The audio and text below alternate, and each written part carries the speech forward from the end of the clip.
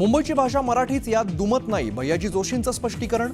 मुंबईतील प्रत्येकाला मराठी बोलता आलं पाहिजे असं नाही, या वक्तव्यावरून वाद पेटल्यानंतर सारवासारव. कोरटकरप्रमाणे भैयाजी जोशी चिल्लर असल्याचं जाहीर करा किंवा राजद्रोहाचा गुन्हा दाखल करा, ठाकरेंचं फडणवीसांना आव्हान. तर मविया नेत्यांकडून हुतात्मा स्मारकाला अभिवादन. भैयाजी जोशींच्या वक्तव्यावरती राज ठाकरेंची आक्रमक पोस्ट. जोशींनी आपण मराठी आहोत याचं भान सोडलं का? भाजप वक्तव्याशी सहमत आहे का? राज ठाकरेंचा सवाल.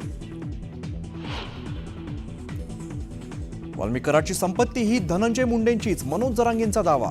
मुंडेंची सगळी टोळी जेलमध्ये जाईपर्यंत मागे हटणार नसल्याचाही निर्धार.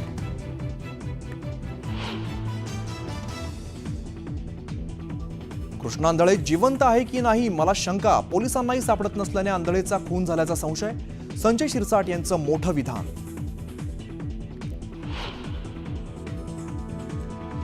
आमदार सुरेश दसांचा कार्यकर्ता सतीश भोसले विरोधात 2 गुन्हे दाखल.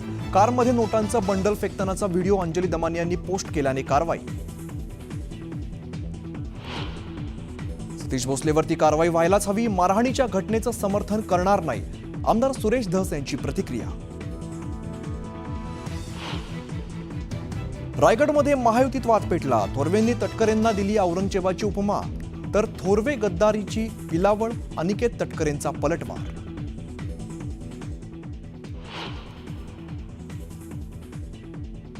त्यांना धर्म बदलावा म्हणून त्यांचा छळ झाला, माझा पक्ष बदलावा म्हणून छळ झाला.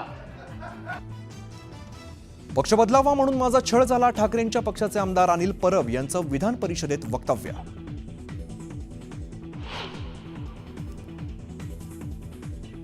मंत्री जयकुमार गोरेंकडून संजय राऊत रोहित पवारांविरोधात हक्कभंगाचा प्रस्ताव. जाणीवपूर्वक बदनामी केल्याचा गोरेंचा आरोप.